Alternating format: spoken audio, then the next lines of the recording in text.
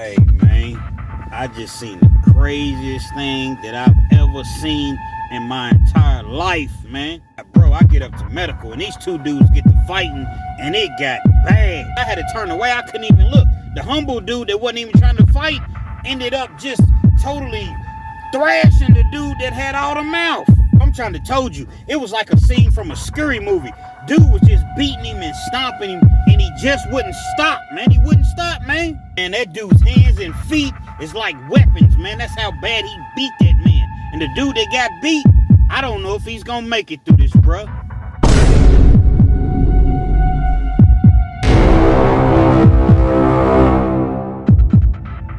Yo, once again, it's on. Back at you one more again. Real Ken's TV in the house like motherfucking kitchen sinks. As I so often do, I found myself listening to Hustler Spirit 502 featuring Fleece Johnson and the homie Big Lee. You're not familiar with the YouTube channel, go check them out. And I listen to Fleece Johnson so often because he gives a whole lot of insight as far as not specifically prison, even though he tells primarily prison stories. He's really an inspiration to me because I see an individual that went from seemingly this monster to an individual years later that has turned his life completely around. And he talks about, in this particular video that I was watching, he was talking about how prison fights can go terribly, terribly wrong for you. See, when you get in a fight with somebody out here on the streets, okay, you know, you just pretty much trying to defend yourself, or you have a problem with somebody, but, you know, after you get the best of them, typically you let up. But not in prison. Fleece went on to tell a story about an individual that had a problem with him. I don't really remember exactly what the problem was, but it was an individual that had a problem with him, and they were at the Kentucky State Penitentiary, which is Eddyville, home of death row, and it's maximum security.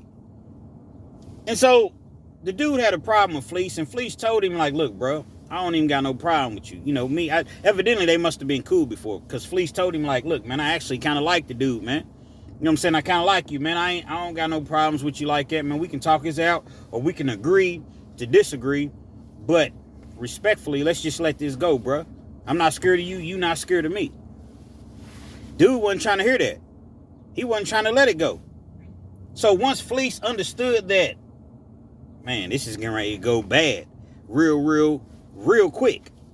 So I have to be in a situation where I can defend myself. Even though Fleece, you know, he was good with his hands, he don't know what this individual has. Same way out here on these streets, man. On the streets, you might be able to fight, but guess what? Ain't nobody really fighting no more. Dudes got Glocks, switches, Dracos, AKs, whatever the names of the, you know what I'm saying,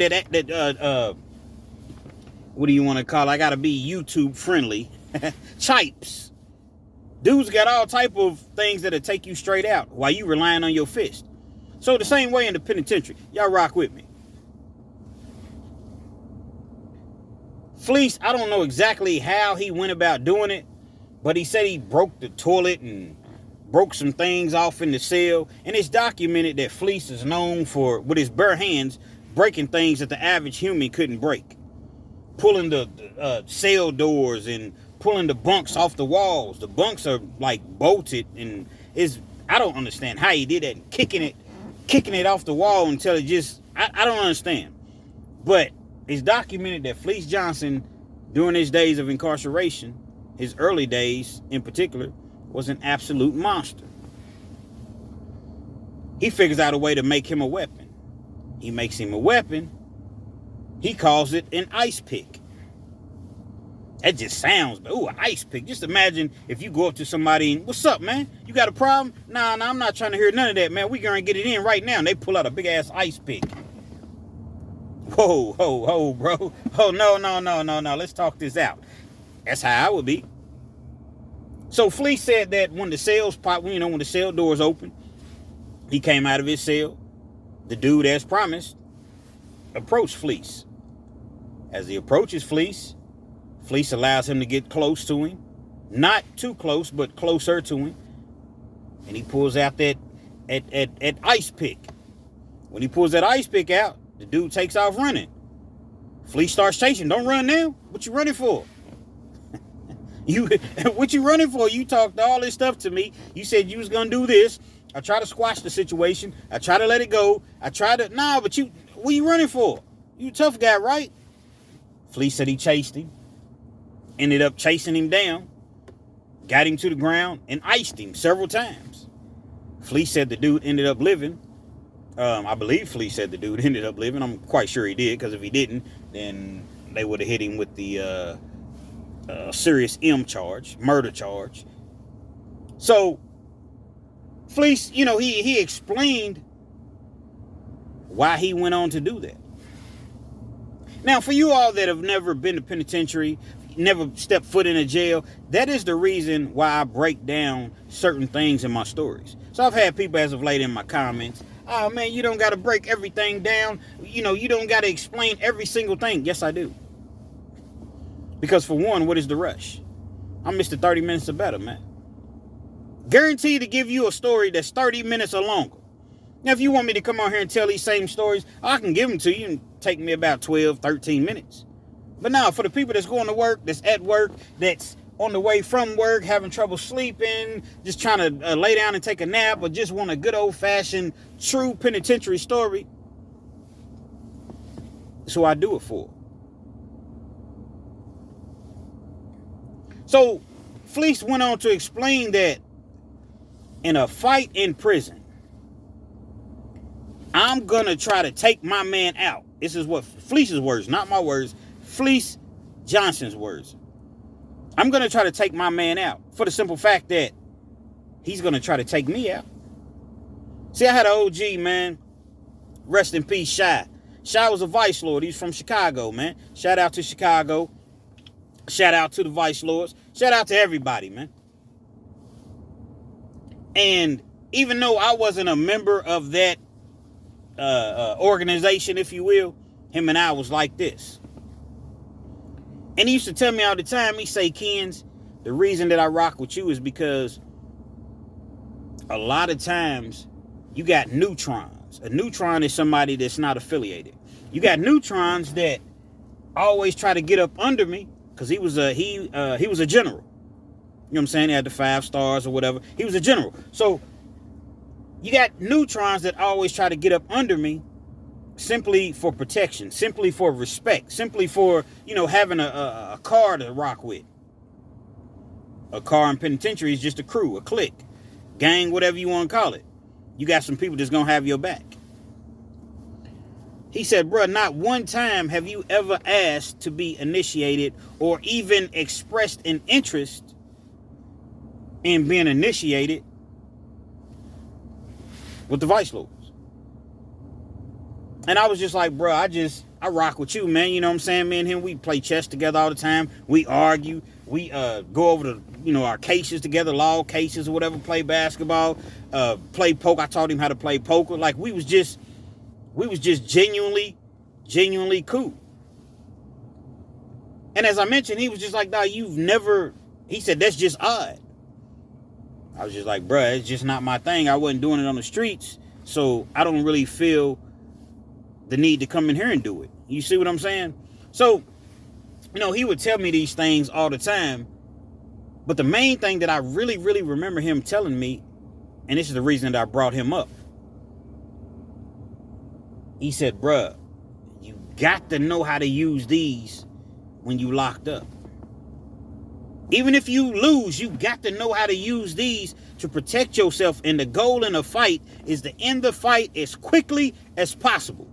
You want to dance around and look pretty and think you Floyd and think you shoulder roll and all. Man, this is not TV. This is not TV. You really got to know how to really use them things, man. Because a dude will beat you senseless. Locked up. They'll do it on the street just as well. Don't get me wrong. Not to say no disrespect to nobody. It's tough guys on the streets just as well. But as I mentioned earlier, typically, man, you're just trying to get somebody off of you. You might knock them out or whatever, show out a little bit. But in the penitentiary, it's a demonstration. People are trying to show the next person, if you fool with me, this is what you're going to get. You never want to be at the mercy of another individual to where you just totally out of it and he decides if you're going to live or die. He decides that if you don't necessarily not make it, you could be severely messed around. So you at least want to be able to defend yourself, keep him up off, even if he gets the best of you, okay? But you don't want to find yourself on the ground, unconscious, and the dude's just beating you to death. And that happens in the penitentiary. So those words always resonated to me. They always stuck in my mind. And so when Fleece got to talking about how seemingly the same thing as my dog Shy said, it really made me think. Fleece said he was trying to take the dude out. He wasn't playing no games. I got to take you out because if I give you another opportunity, guess what? You're going to try to get back at me. You might catch me slipping one day. And I can't give you a chance to get back. So now that I got the opportunity to do you something, to do you some harm, guess what? I got to go on and take this opportunity, take advantage of this opportunity. Now, while I don't agree with violence, I'm a white collar type guy. Well, I was, I'm not now. But, you know, when I was in my criminal days, man, I wasn't trying to hurt nobody. I wasn't trying to do nobody, you know what I'm saying, no harm or anything like that. And then you come for me, you come for my family, that's different. But I think that's every person, every man, every woman, every human being. But as far as my criminal ways and things of that nature, I was strictly a white collar dude. I was no better than nobody else. Let's make that understood. It was just my preference. It was my MO to get big money and get it kind of all at once, large amounts all at once, chill for a minute, chill for a few months, and come back and do it again. So I'm thinking, and I'm listening to Fleece, I'm like, man, that is crazy. Because I've really seen some beatdowns in the 10 plus years that I've done in the Department of Corrections, the Kentucky Department of Corrections. And again, there's nothing to brag about. It's not like it's a resume or a master's degree or, you know, a doctrine, you know, something like that. But the truth is the truth. I was at the Rotary Farm. Rotary Farm is where you go when you're, once you've been final sentenced. I would assume every state has a Rotary Farm. It's just not called a Rotary Farm. Once you've been final sentenced, you sit in the county jail till they call your name to go to prison. But before you get to the prison that you're going to, you're going to stop at the Rotary Farm. Now, the Rotary Farm is a prison. I actually think it's worse than prison. You go there, you get processed, you get classified. They do your blood work. They do your medical work. They check your teeth, see how many teeth you got in your mouth. You know, and they evaluate you to see what your mental capacity is. And at that point, they determine your level. Are you a level 1, level 2, level 3, level 4, level 5? And at that point, whatever level you are, you get sent to a specific penitentiary that houses those particular levels. Rock with me.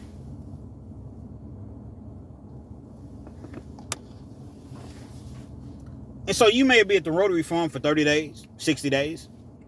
Hell, I've seen some people at the Rotary Farm for 9 months. Now, the people that's there for 9 months, those are the individuals that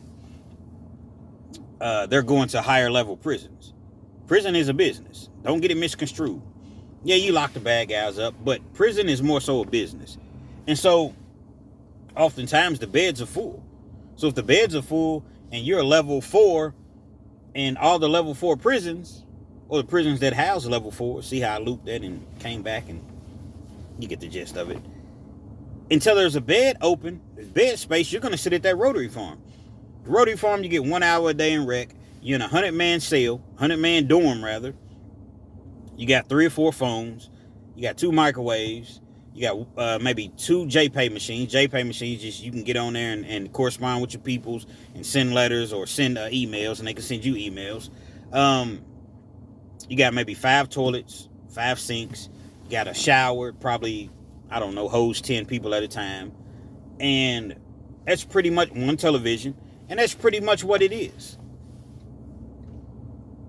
You can imagine the level of frustration that there is being in a 100-man cell 23 hours a day.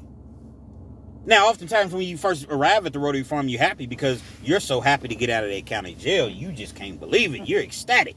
I'm going to prison, man. Think about that. I'm going to prison. Oh, my God. Yes. But that wears off. After you're there for some time, 30 days or so, it's loud. People are not as disrespectful as the county jail. Matter of fact, not nearly as disrespectful. Because you will get your motherfucking wig split at that Rotary Farm. You ain't in the county. You would get split in the county jail. But now you in prison. You in there with the big boys, man. Pause. Now, when I say the big boys, meaning you might be in there for, I don't know, you done had driving on suspended 4 times within 5 years, and they send you to prison, give you 4 years, 3 or 4 years, 5 years. State of Kentucky, you only do 20% of your time before you go up for parole, so 5 years is not really 5 years. Worst case scenario, you're going to do 2.5, 3 years at the very most, and you gone back home. But you may be sleeping next to a killer. The dude that slept right next to me, actually, he wasn't right next to me, he was a bed over. This dude had like 75 years. People that you've seen on the news, people that you've seen on television that's, been terrorizing the neighborhood and doing all type of crazy things, you sleeping right beside them. And here you are just in there for driving on suspended several times. Survival of the fittest. They're not going to separate you. So you at the Rotary Farm, man, and when they call you to medical, like there's certain things that you have to do when you first arrive at the Rotary Farm, and you have to go. It's like you have appointments. You have to be here at this time.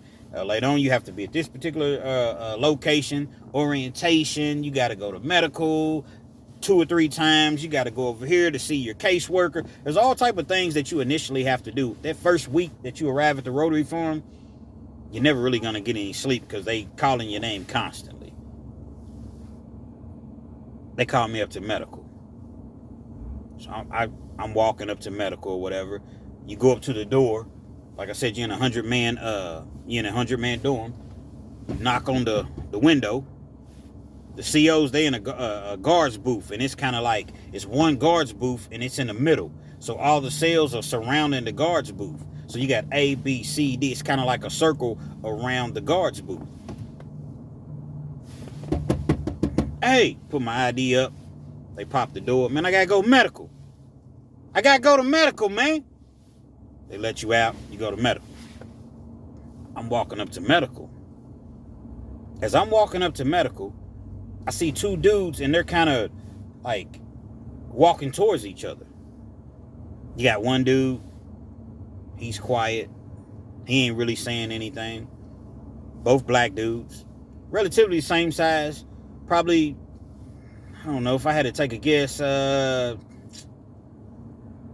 maybe 5'11", both of them. And like I said, they were the same size, so 175, 180 pounds. And they're walking towards each other. And so, like I said, one dude, he's quiet, but the other dude, he's popping off. Yeah, you thought I wasn't gonna see you. Yeah, what's up now? What's up now? It's on, it's on. So as they get closer and closer, the quiet dude is telling him, like, bro, just chill out, man. You know what I'm saying? We can handle this. We can handle this, but we ain't got to handle it right here in front of everybody. Let's, you know what I'm saying? We'll handle this later on, man. We'll handle this at rec, or we'll handle it, in the child hall or whatever. But we ain't got to do this right now. The loud dude, he wasn't trying to hear that whatsoever. I don't know what the backstory, as far as why they had a problem with each other. But the dude that was loud, man, he had a serious, serious problem. And again, the dude that wasn't saying anything, the quiet dude, he's trying to calm the situation down. So as I think back and reflect back, I'm like, man, the quiet dude, perhaps he had the least amount of time, and he was just like, look, I'm not trying to get in any trouble. I'm not trying to get in write-ups. Because when you're in prison, man, you get a write-up, that vastly hurts your chances of going home on parole. You trying to make it home. That's the goal, is to make it home, not to extend your stay. Unfortunately, you got guys that You were running across. This is why you stay out of prison. One of the many reasons you stay out, rather. You got guys that is never going home. 30, 40 years, and they got to do 85% of their time. Think they give a damn about you tricking off your good time? You think they give a damn about doing 15, 20 days, 30 days in the hole? Think they give a damn about a write-up? They're angry. They get closer and closer to each other. I'm right there. I'm in medical. I can't leave. It's a write-up if I don't go. But I see that it's getting ready to hit the fan, so I slide back. They ain't getting me caught up into this. I slide back. When you go to medical was so full that they have these benches that you sit on when you go into medical. But you have several other inmates that are waiting to be seen by medical. So there's no more room. It's at full capacity, if you will. Rock with me. So I say, okay, I sit in the hallway. Right in front of the law library, there's a bench. So I sit on that bench right in front of the law library, and it's facing medical.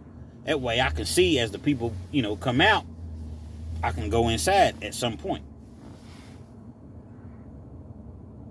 The two finally lightweight collide. Again, the dude that's quiet, bro, let it go, man. So the dude, he's woofing. They're close to each other, but they're not really in swinging distance, but they're close. Blah, blah, blah, blah, blah. I don't even remember what he was talking about. I just remember the dude being so calm, like, bro, we ain't even got to do this. It ain't even that deep. It ain't that serious, man. Something about a female. That's all I remember. So finally, man, the dude just keeps running it, and he rushes the dude. The quiet dude, he rushes him. As he rushes him, the dude kicks up like Danielson. Y'all remember the Karate Kid? Danielson! And he had him sitting in the water. He was on that log, not in the water, but he was on that log, standing up like this with one leg. And he did that kick on dude and knocked him out. Dude came towards him. Now, he wasn't standing like Danielson, but he kicked dude. Boom! Kicked him in his chest like whoosh, whoosh, whoosh, whoosh. Kicked him. Boom! Dude hit went up against the wall. When he goes up against the wall, shit, it's on now. They done already exchanged, it's we in war, we combat. Dude takes his shirt off real fast, dog. He took his shirt off so fast, man.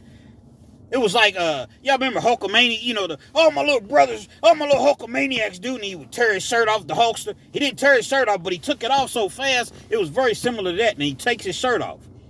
This is the dude that kicked him, the quiet dude. They kicked the loud dude. And when he takes his shirt off, he's up on him. Like fast. So now he's up on him. Dude's up against the wall. He's kind of he just got kicked in the chest. Dude's on him. Bam, bam, bam, bam. I'm talking about, man, drilling him. He's drilling, and these are short punches. These are not long punches. These are short. Boom, boom, boom, boom. So dude really couldn't even recover because he's getting hit. He's trying to cover up, but every time he covers up, dude knew how to fight. He's coming with the hooks. He's coming with the uppercuts. He's hitting him with body shots, and all this is taking place so fast. So the story may appear to be long, but this happened so, like, it was just swift. It was fast. He's hitting dude. Eventually, dude goes to sleep. But he's still on his feet. Dude grabs him. You know what I mean? Because he still had his shirt on. The dude that's getting beat up, the loud dude, he still got his shirt on. Now, when I say shirt, like when you at the Rotary farm, you wear like scrubs. It's kind of like scrubs, but it's not the scrub material. But it looks just like scrubs that you wear in the hospital. So, grabs his shirt. He's drilling him. Boom, boom, boom, boom. Then he takes his other hand. Boom, boom. He's drilling him. Dude is out, man. I'm talking about absolutely out. He's getting hit to where he's waking back up. Hit him another couple times, he's going back to sleep. Hit him another couple times, he's waking back up.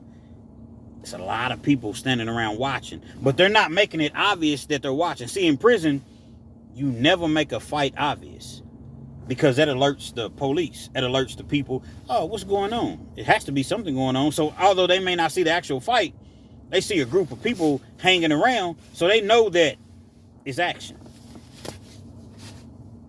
He's beating the brakes off dude, man.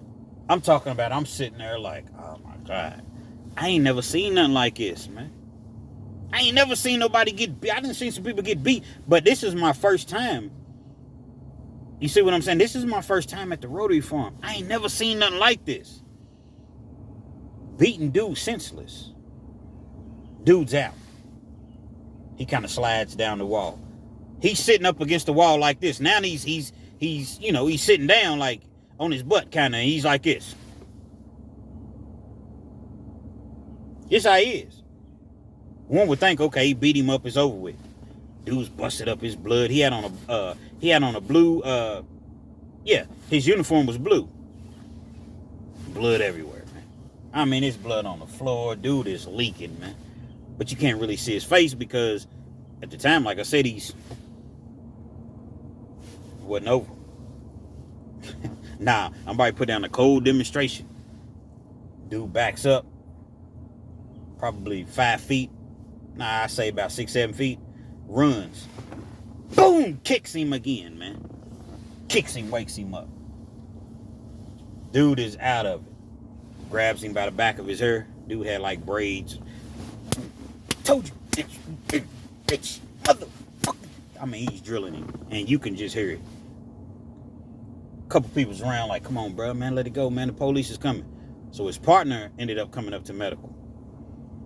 His partner's like, hey, bro, come on, man, it's over with. Come on, now, get off of me, man. You want some? Beat him down, beat you down. You want some of this? No. Partner backs up. Dude runs back again. Another 6, 7 feet, however many feet back, 8 feet. Runs up again. Kicks him again. Boom! Dude had leg power. See, this dude that was talking all this shit, he didn't understand that the quiet dude, evidently, he knew something. I don't know if he was an MMA fighter, because it was a long time ago. MMA wasn't really popping like that. And if it was not nearly as popular as it is now. 20 years ago. Kicks him again. Boom! Grabs the back of his head. Boom! Boom! I mean, he's drilling him, man. I thought the dude was unalived, man.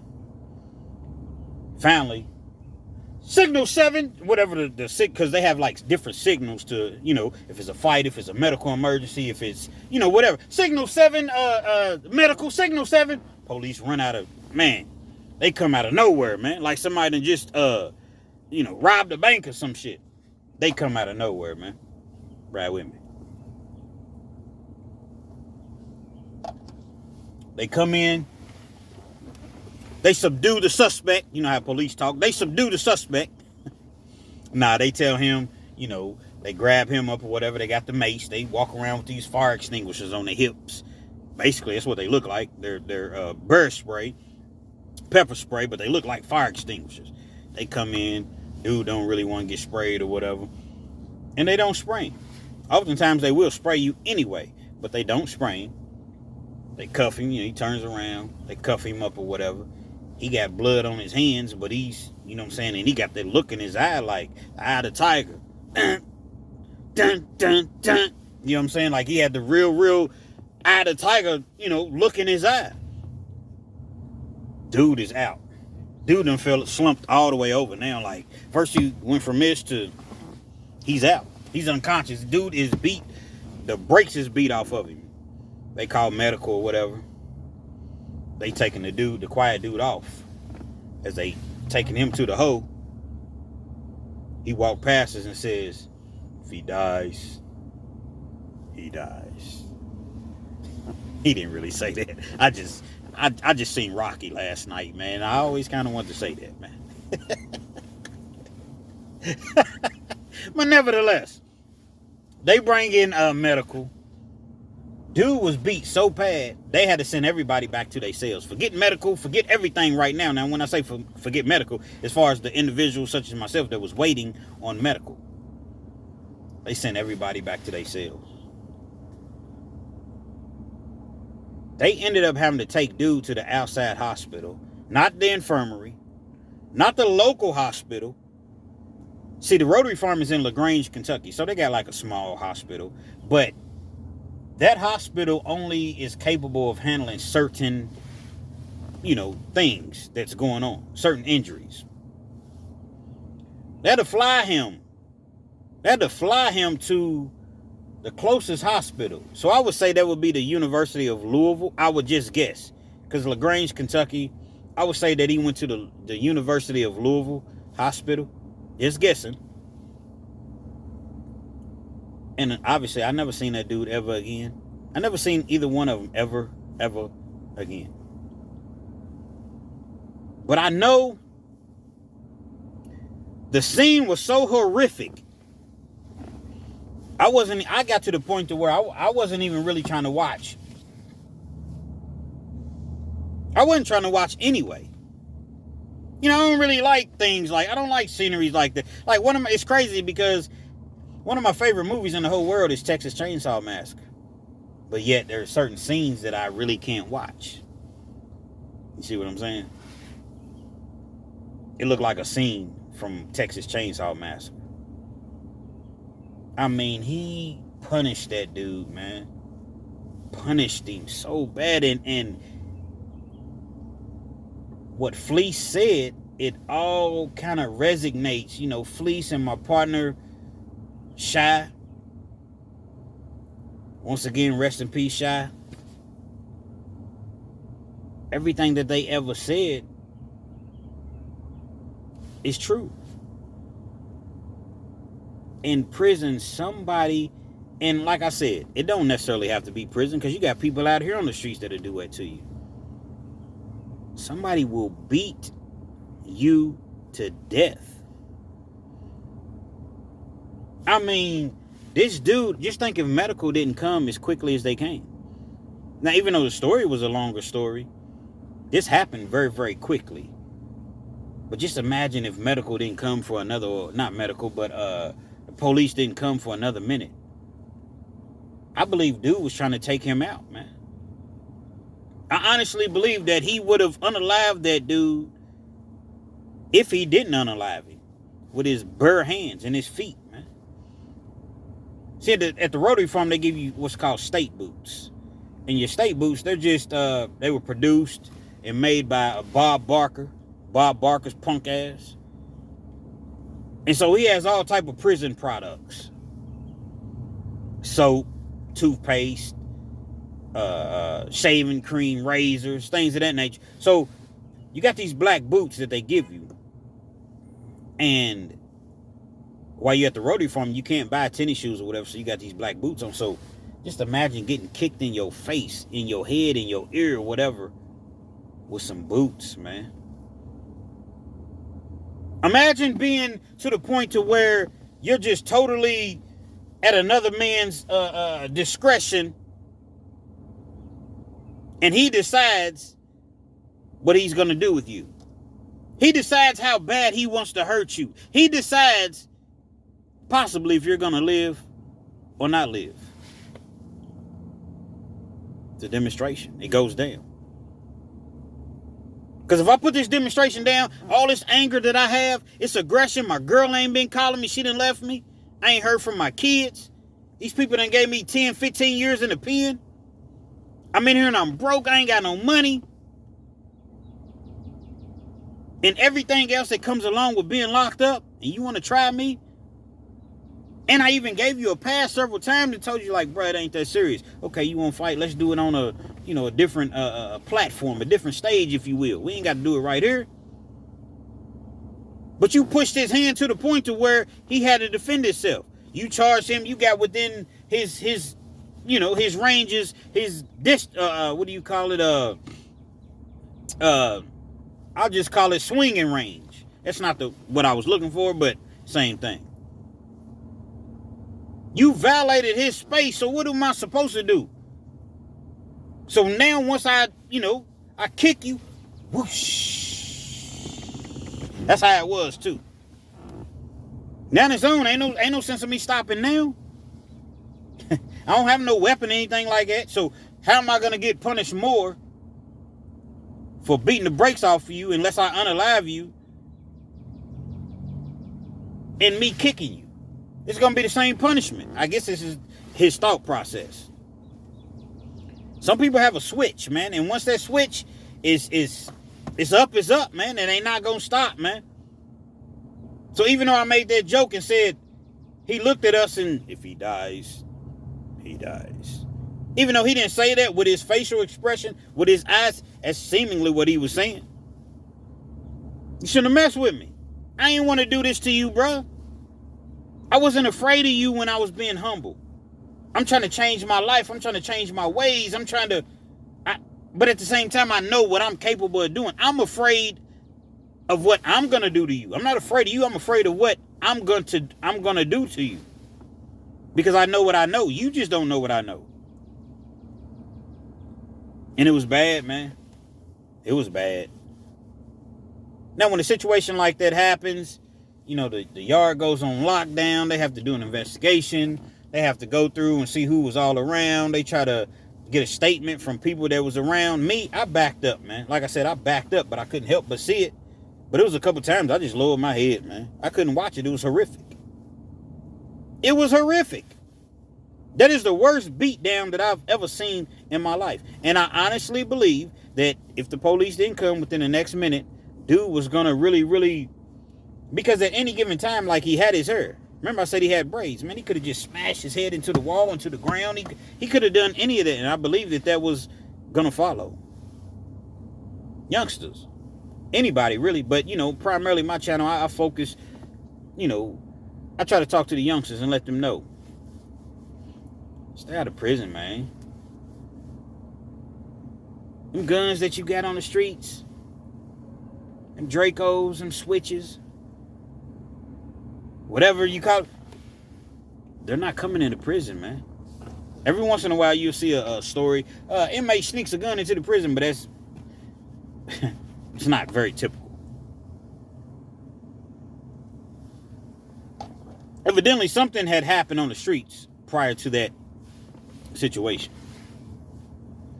You come into prison, man, you think you're going to be around your homeboys. You think your homeboys got your back. And some do, don't get me wrong. But you might not always be around your homeboys, man. You can be the man on the streets. You 5'6", 140 pounds on the streets, and you a straight gorilla, man. Gorilla unit. G-unit. But in the penitentiary, you don't got no guns, bro. You 5'6", 140 pounds, a dude to beat you to death unless you got hands. You know how to box, you know how to... But if you don't, all the dirt, all the things that you done to people, all the beef that you done had out, out on the streets, it's going to catch up with you. Fleece Johnson talks about that just as well. Why are you always telling Fleece Johnson stories? I'm not always telling Fleece Johnson stories, but I listen to the things that he says. Who's better qualified to tell a penitentiary story than Fleece Johnson? I tell my own stories. But when I tell my stories, basically what I'll do is I'll say what he said, and then I'll say, well, damn, I seen this, and I'll kind of, you see what I'm saying? Okay, yeah, I see why you said this, Fleece, because this situation happened is very similar, if not identical, to what you were saying. So for the individuals that watch my channel, I definitely appreciate everybody watching my channel. Allow me to do this. I take the advice of viewers. I definitely do. But if you like the 30-minute videos, then it's going to be a little sidebar action. It's going to be, when you watch a movie and when you watch a TV show, yeah, the movie may be about, okay, these group of guys robbed a bank. But then they're going to go over here, this happened, that happened, but then it all comes back together. And the plot never changes.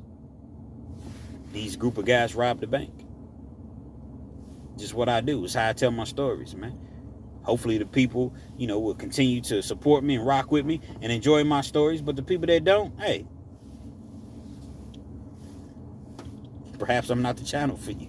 Or perhaps you'll grow into understanding how and why I do the things that I do. Real Kens TV, man. Hopefully you like the video. Feel free to comment, definitely share. Subscribe to the channel if you're not already subscribed.